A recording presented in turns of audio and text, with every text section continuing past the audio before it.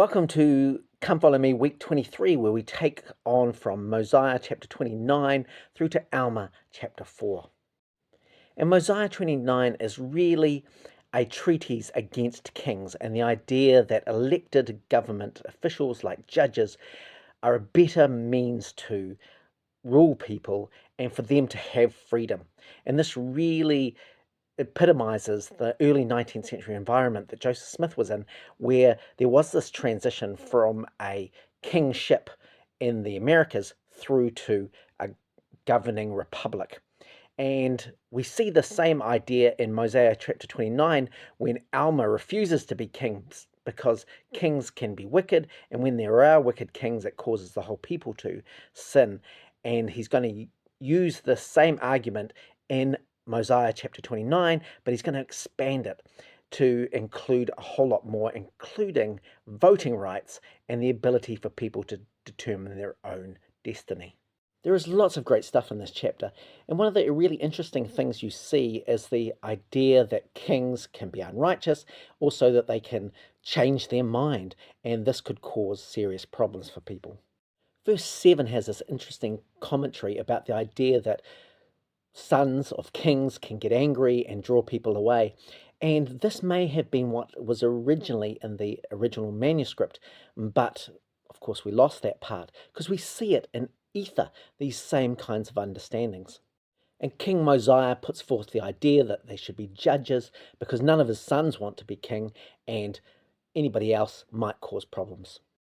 And just like Alma does in Mosiah chapter 23, Mosiah suggests that wicked kings can really cause problems and uses the example of Noah. There is also this idea that wicked kings are hard to dethrone, that they will have friends and people and guards who will protect them, and so it's really difficult to get people out if they're bad, and that judges and an idea of a democracy might enable this to be better. And this was very much the thinking of early 19th century America, which was still a new republic. And this was a great experiment, but something that obviously Joseph believed in.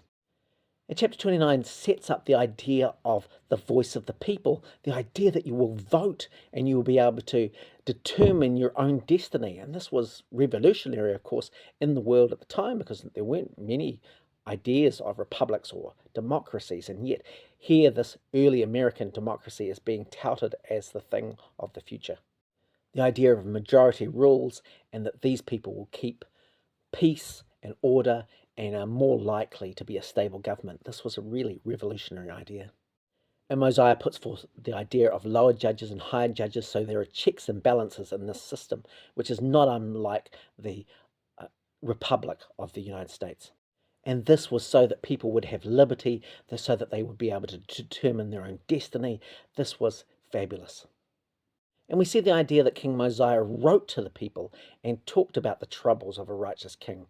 So this is interesting that he's sharing this with the people rather than making an edict. The idea of this understanding that people in power can be regular, everyday people who are concerned about what is going on for the common man. And so the people are convinced, they relinquish their desire for a king, and then they get together and vote for the people that they think are going to represent them the best.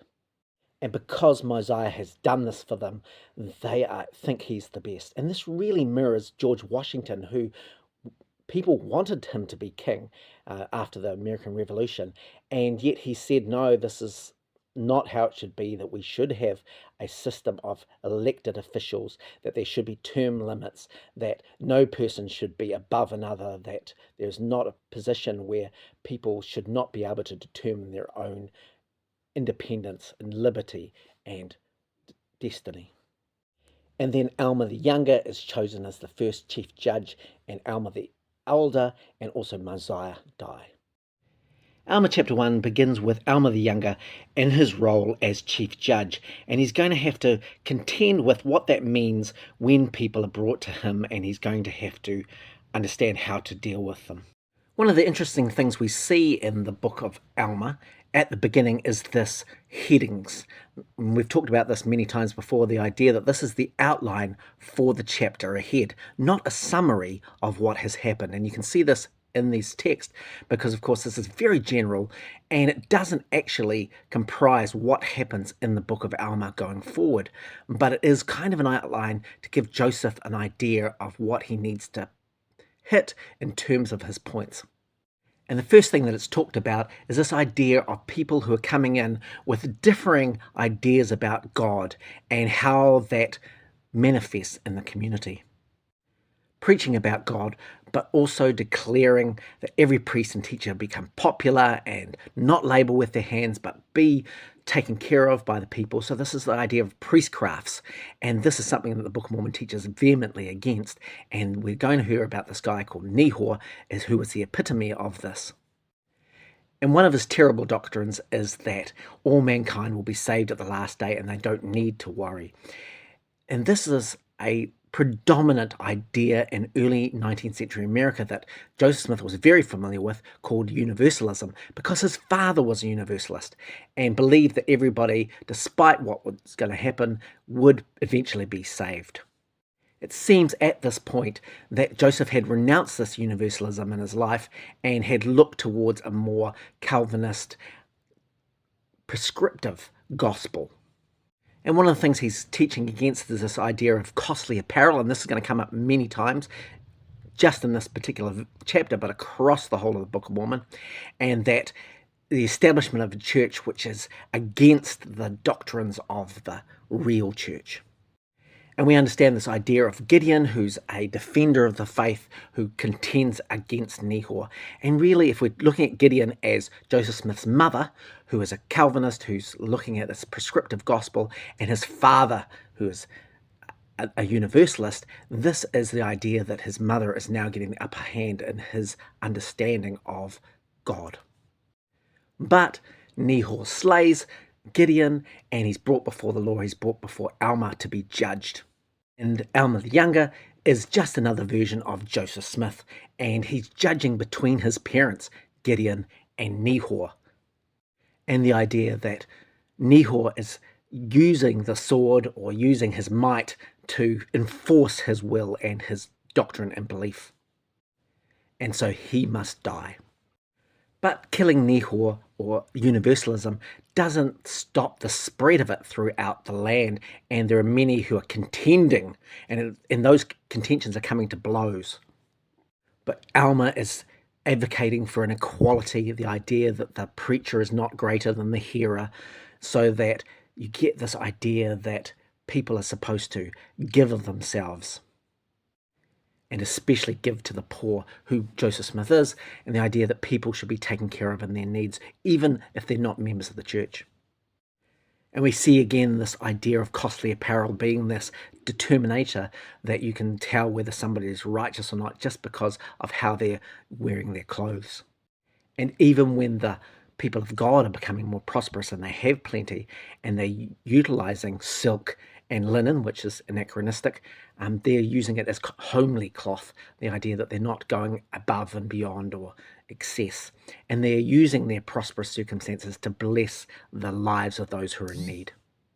But people like universalists, and maybe even those who don't belong or have any belief system, they're going about with sorcery and idolatry and idleness. And really, this is a big treaty against Joseph Smith Sr. and treasure digging. It looks like at this stage that Joseph Smith is really renouncing the ideas of his youth and really embracing the beliefs in harmony with regard to his in-laws. Joseph is really redefining his youth and understanding that the sorceries and folk magic that he's belonged to in the past is really a source of contention and also promotes lying and robbing and whoredom.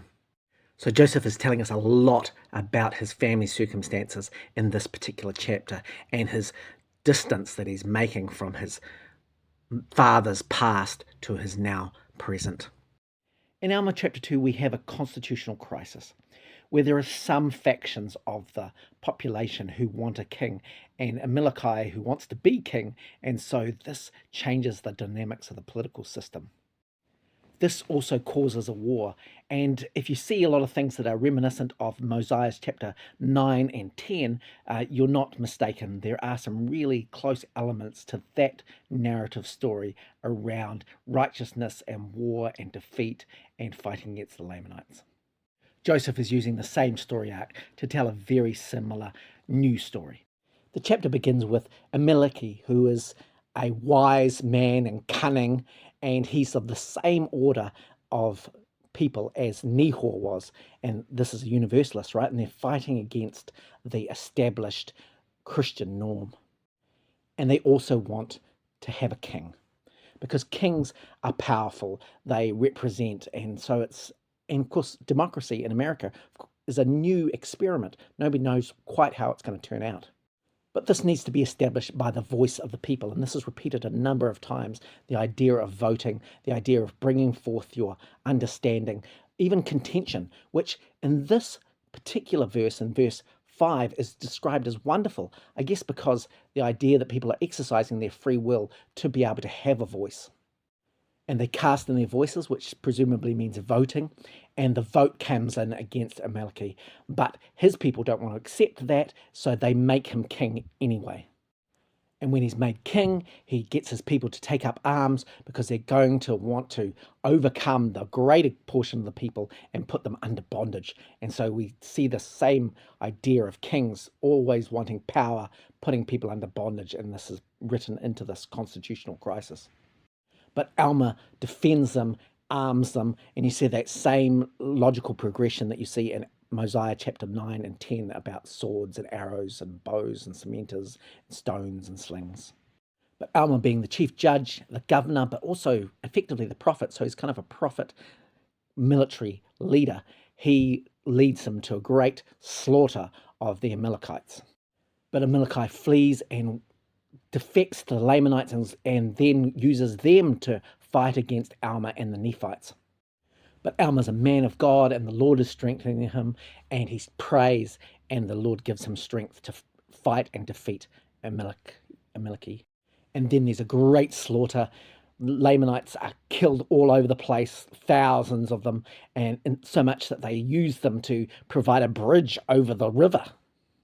And so great is the death that the bodies are heaped up into a mound. And this again goes with the mound builder myth of the early 19th century that Joseph was trying to explain.